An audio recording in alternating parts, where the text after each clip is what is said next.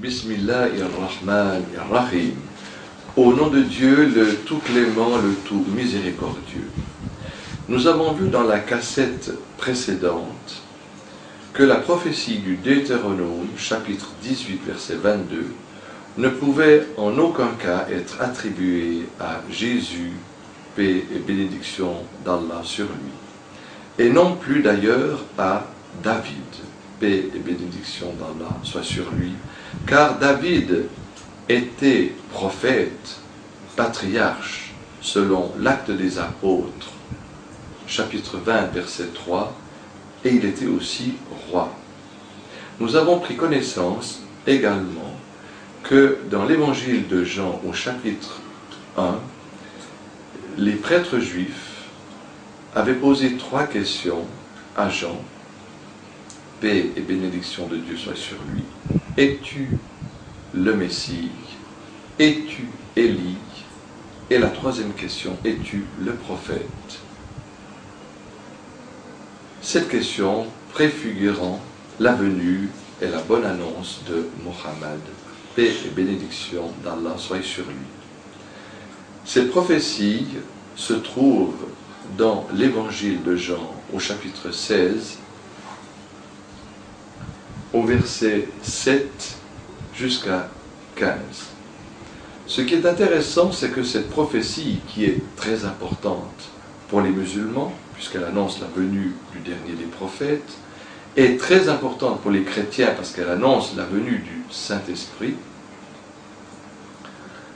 n'est mentionnée que dans l'évangile de Jean et est absente des 3 autres évangiles. Par contre, l'entrée de Jésus porté sur un âne est mentionnée dans les 4 évangiles. On peut se poser la question, pourquoi un détail est mentionné dans tous les évangiles et un fait qui constitue la base des 2 religions ne serait mentionné que dans un seul évangile. Il faut aussi savoir que ces évangiles qui sont attribués à Jean, à Matthieu, à Luc, à Marc, n'ont pas été écrits par ceux auxquels ils sont attribués, parce que toujours c'est selon Jean, selon Matthieu, selon Marc, mais plutôt, lorsque nous les lisons, nous remarquons que c'est une 3e personne qui les a écrits. Par exemple, dans l'évangile de Matthieu, Matthieu vit Jésus, et Jésus lui dit « Suis-moi ». Alors Matthieu se leva et suivit Jésus. Donc si c'était Matthieu qui avait écrit cet évangile, il aurait écrit « Jésus me dit, suis-moi », je me levai et je le suivis. Et si c'était Jésus qui avait écrit les évangiles, l'évangile plutôt, il aurait dit « Je dis à Matthieu de me suivre », il se leva et il me suivit. Donc nous voyons que c'est une troisième personne qui a écrit ces évangiles. Je cite les paroles qui nous sont donc rapportées dans l'évangile de Jean. Jésus dit, j'ai encore beaucoup de choses à vous dire, mais vous ne pouvez pas les porter en ce moment. C'est le Paraclet qui viendra, qui lui vous guidera dans la vérité tout entière. Il dira tout ce qu'il a entendu. Il ne parlera pas de lui-même, de son propre chef. Et il me glorifiera et il vous annoncera les choses à venir. Mais Jésus met une condition dans ce verset. Il dit, si je ne m'en vais pas, le Paraclet ne viendra pas. Or, nous comprenons que les pères de l'Église, n'ayant pas voulu admettre que cette prophétie concernait le dernier des prophètes, et ayant voulu cacher la vérité et dire que cette prophétie concernait le Saint-Esprit, se sont lourdement trompés, car nous trouvons dans le même évangile, au chapitre 20 et au verset 21, et également dans l'évangile de Matthieu, au chapitre 10, au verset 8, et également au verset 19 et 20, toujours de Matthieu, que Jésus envoie le Saint-Esprit à ses disciples et il est au milieu d'eux. Il n'a pas besoin de partir.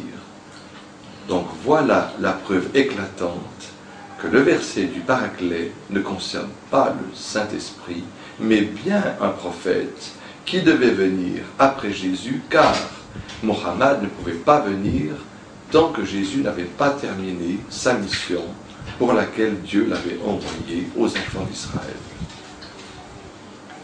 Dans la deuxième partie du verset, Jésus dit qu'il dira tout ce qu'il a entendu. Or, pour les chrétiens, Jésus, Dieu, est le Saint-Esprit, lui-même, une des personnes de la Trinité. Or, comment se fait-il que Dieu devrait entendre Dieu? Car il ne parlera pas de sa propre bouche. Il dira tout ce qu'il a entendu. Et même Jésus nous dit qu'un esprit n'a ni chair ni os. Donc c'était bien plutôt un messager, un autre paraclet, comme l'avait été Jésus lui-même, qui recevait la révélation divine et qui la transmettait fidèlement, comme cela a été le cas pour Mohammed. Paix et bénédiction de Dieu soit sur lui. Puis, Jésus dit que ce paraclet va le glorifier. Montrez-moi sur cette terre un autre livre, à part les évangiles qui glorifient Jésus. Lorsque vous êtes à la Mecque, dans l'endroit le plus sacré pour Dieu, et que vous écoutez les paroles que l'imam récite dans la sainte mosquée, depuis 14 siècles, les versets de la sourate Marie, les versets de la sourate Al-Imran et d'autres versets qui glorifient Jésus et sa mère.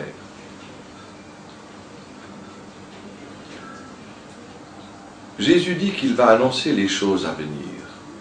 Or là aussi, le Coran annonce beaucoup de prophéties qui se sont réalisées déjà, et même du temps du prophète, lorsque Dieu lui promet la prise de la Mecque, lorsque Dieu lui promet d'autres empires qui croiraient en son message après l'Arabie. Tous les pays autour de l'Arabie, le Yémen, la Palestine, le Liban, l'Irak, la Turquie, dont Constantinople était capitale de l'Empire chrétien d'Orient pendant 1000 ans, tous ces pays à majorité chrétienne, ce sont ces pays-là, ces gens-là qui ont cru, après ceux de l'Arabie, dans le message du prophète. Je dis bien dans leur majorité, car il reste encore de fortes minorités en Égypte, au Liban, de chrétiens qui n'ont pas voulu croire dans le message du prophète, ce qui est aussi une preuve que l'islam ne s'est pas répandu seulement par les pays, comme le prétendent certains. Or,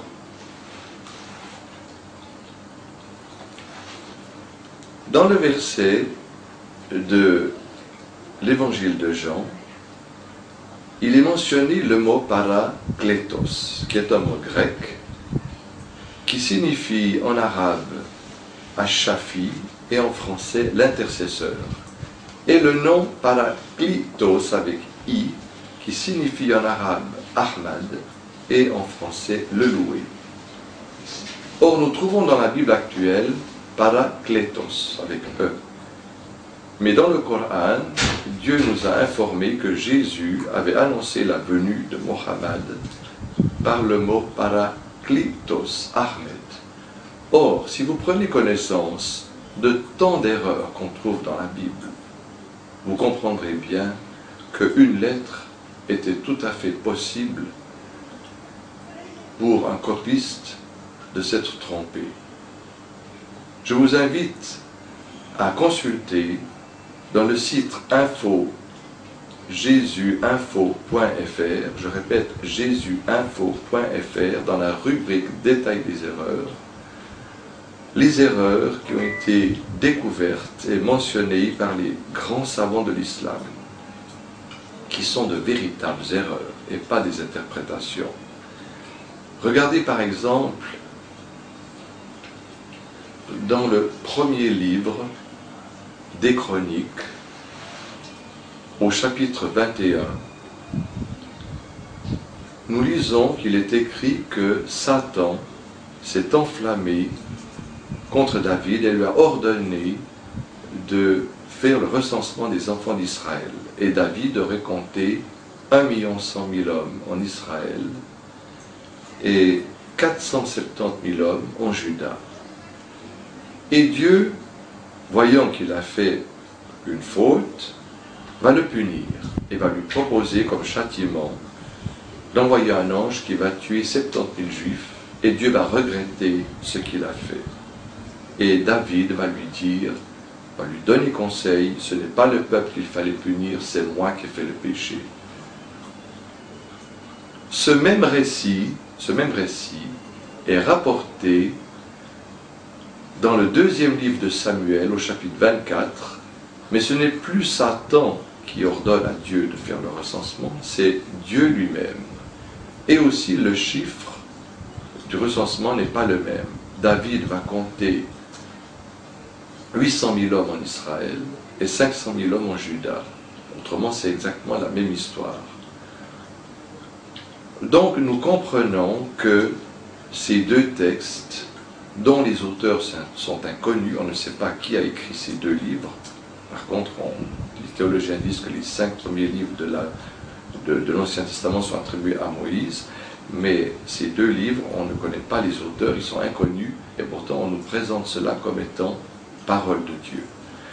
Nous comprenons que nous ne pouvons pas croire que les deux viennent de Dieu, car Satan et Dieu sont à l'opposé dans toutes les religions, et le recensement, ce sont des chiffres, et à l'époque, ils étaient écrits avec des lettres, pas avec des chiffres comme aujourd'hui, car ce sont les Arabes qui ont découvert plus tard les chiffres.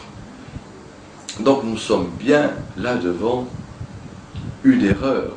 Les deux textes ne peuvent pas être une révélation de Dieu. Et aussi, Dieu ne se trompe pas, car le regret implique toujours une erreur. Et comme il a dit dans son livre, Dieu est bien au-dessus de ce qu'on lui attribue et de ce qu'on a inventé sur lui. Car, comme il l'a dit dans son livre, lui n'est pas questionné sur ce qu'il fait, mais eux, les hommes, seront questionnés.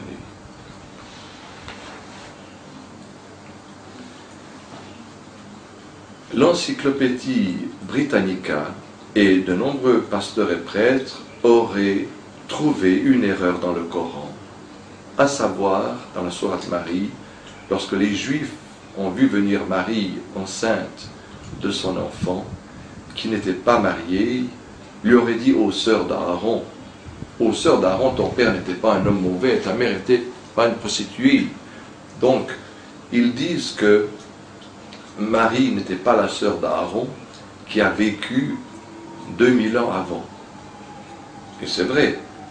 Et ils pensent que comme Aaron et Moïse dans la Bible ont une sœur qui s'appelle Myriam, que le prophète aurait copié sur la Bible et se serait trompé.